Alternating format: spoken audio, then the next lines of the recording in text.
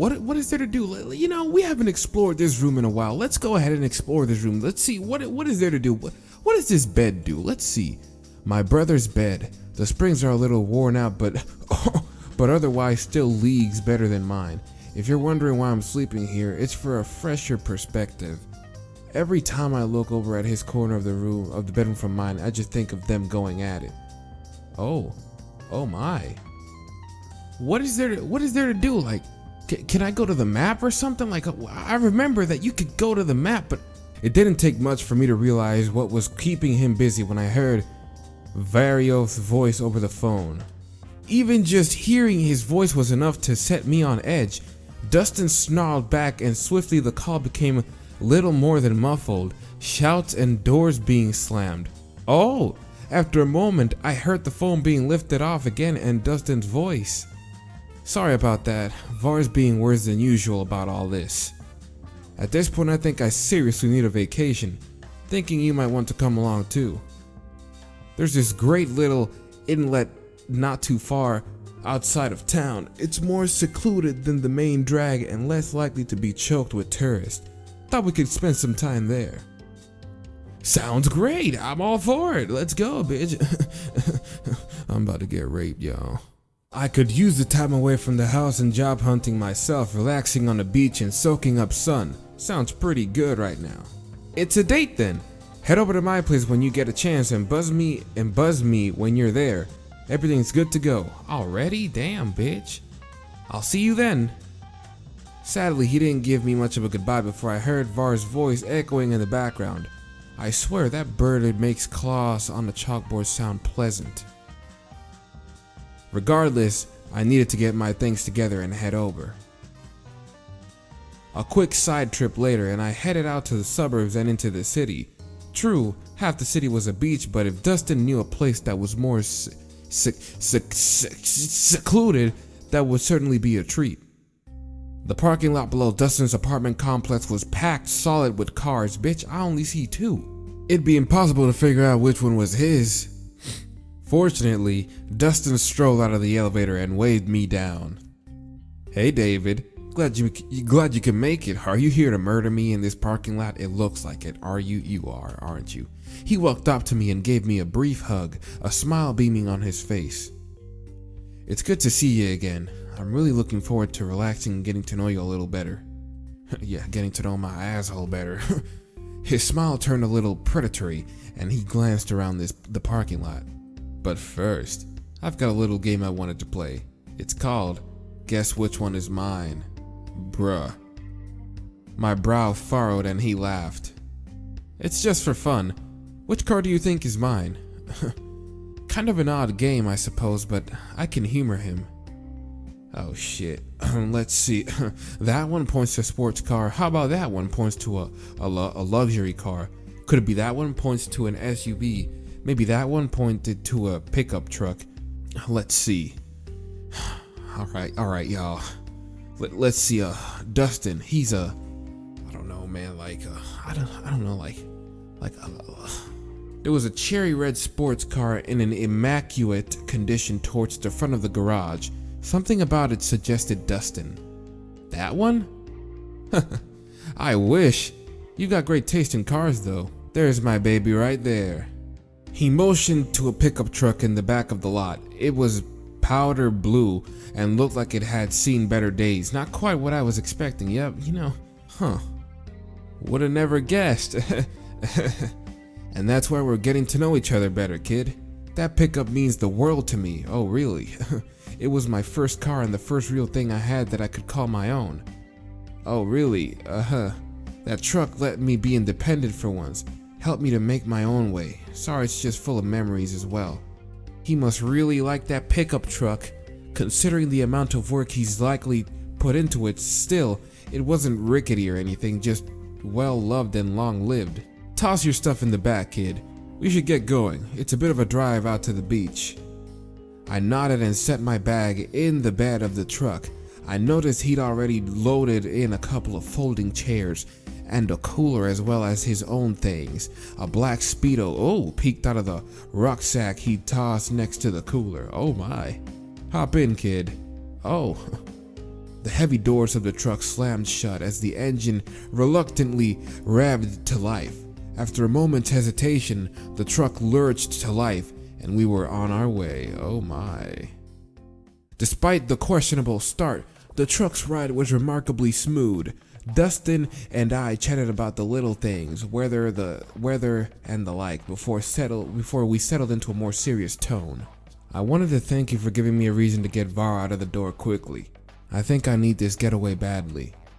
I know you dated that guy, but he gets on my nerves. I'm surprised he doesn't drive you crazy more often. Saying it's complicated would be an understatement. Very off was special to you, wasn't he? Was. Weird to think about it that way. We've been on and off again more than a light switch, but somehow I always wound up right back where I started. You mean with him? More than that, everything seemed to just settle back into the same routine. Work, dates, bills, even old Betsy here would seem to wind up with the same issues again. Sounds like a rut to me, huh? Right? Of course. Sounds like you were stuck in a rut or something. I've had a little of that lately myself. Never quite felt that simple. You can bust yourself out of a rut.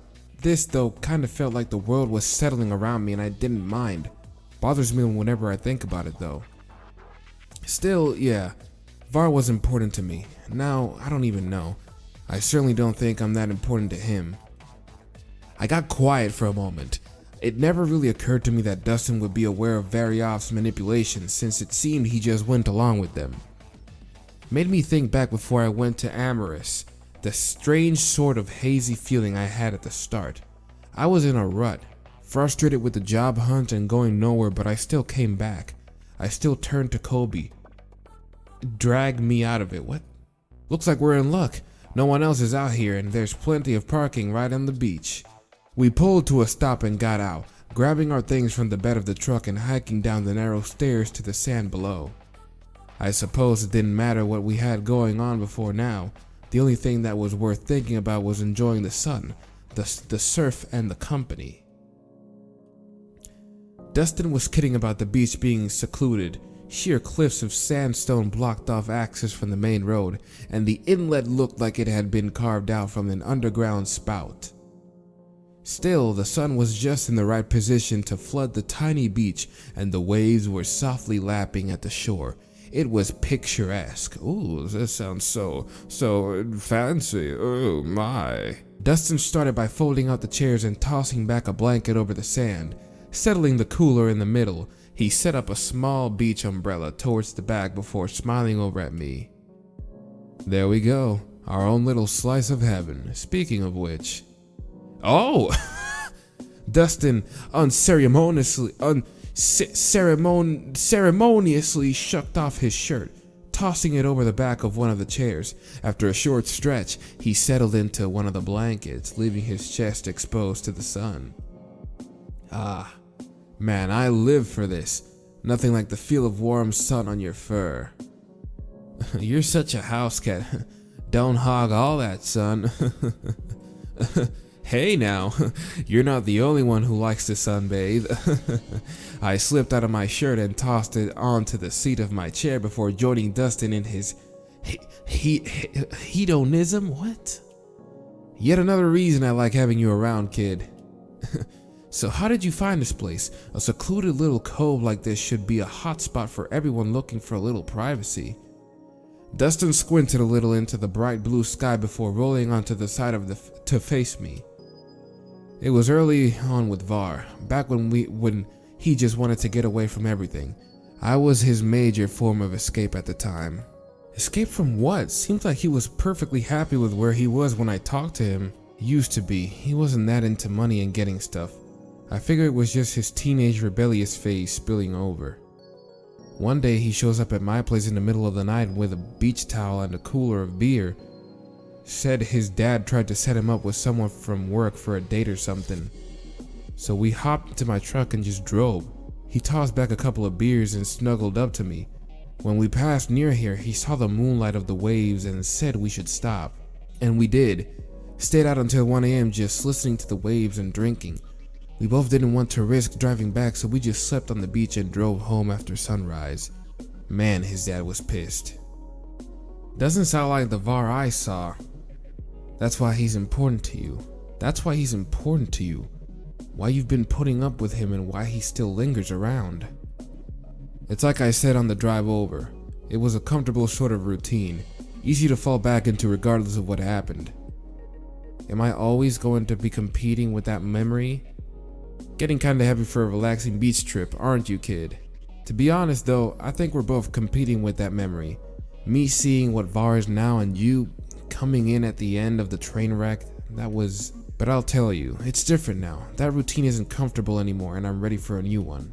The waves washed away everything else for the moment. I knew my uncertainty was going to linger, knowing just how far back Var went. I couldn't help but remember his taunts. He'll dump you by the curb. For the moment though, no matter what either of us went through, he was willing to share this. Laying in the sun and near the surf, he wanted to take the time to be here with me. That's worth something. You got quiet there for a second, kid. Something on your mind? No, nothing important. Part of me wanted to talk to him about all this, but at the same time, seeing that handsome lion looking up at me, I didn't want to ruin the moment. Oh, wink wink. No, nothing important, just kinda lost in the moment.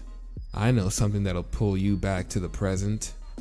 To my surprise, Dustin stood up from his blanket and moved over next to me. His paw ran softly along my shoulder and down the back of my neck as he leaned in close. Gently, his lips brushed on my own as he pulled me towards him for a long, luxurious kiss. Oh, mwah, mwah. Baby, kiss my pussy, please. I could feel his strength wrapping around me and the tickle of his rough tongue against mine. There was a tenderness, a warmth that radiated through the kiss. The sunbathing had left his fur achingly hot, and the rolling warmth of the breath left me slumped into his arms. Then the cool ocean breeze passed over my lips, the shock of separation from him pulling me back from my haze. His paw stroked my neck softly. His smile beamed down over me. That's something very often I never did here, a new memory that I'm enjoying greatly. I felt a chill rise from around me. Maybe it was the ocean or maybe it was my nerves, but I pushed forward into that thick furred warmth and buried my face into his mane. Ooh. I take it was a good memory for you too then. I mumbled and nodded, surrounded by silken fur that trapped me in waves of warmth. His scent filled my nostrils and left me dizzy. Oh gee, my boy, calm down, shit. He continued to stroke my head and neck softly, stretching out to catch a few sunbeams more.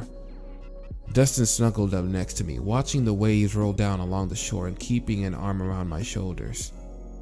It was a vastly different date and a different Dustin than I had first met. I felt more comfortable with him, less like I was just another one-night stand. I fucked that up. We stayed out until just before sunset, the chill eventually getting too much for me and Dustin to bear. We should get going. It's only going to get colder at this point. Aw, why'd you have to put your shirt back on? Because despite my furry hide, I was getting a chill. Though I know you feel cheated at not getting to stare at my chest anymore. Oh. Begrudgingly, I gathered up my things and the cooler as Dustin grabbed the blanket and umbrella. The warmth came back to us to use as they moved up the trail towards the truck, and I felt a little of that hazy, dreamy feeling from his embrace. Powering through, I tossed my bundle into the back of the truck and hopped back inside. Once the door shut, the truck roared to life immediately. My surprise was echoed on Dustin's face. Guess Betsy likes you too.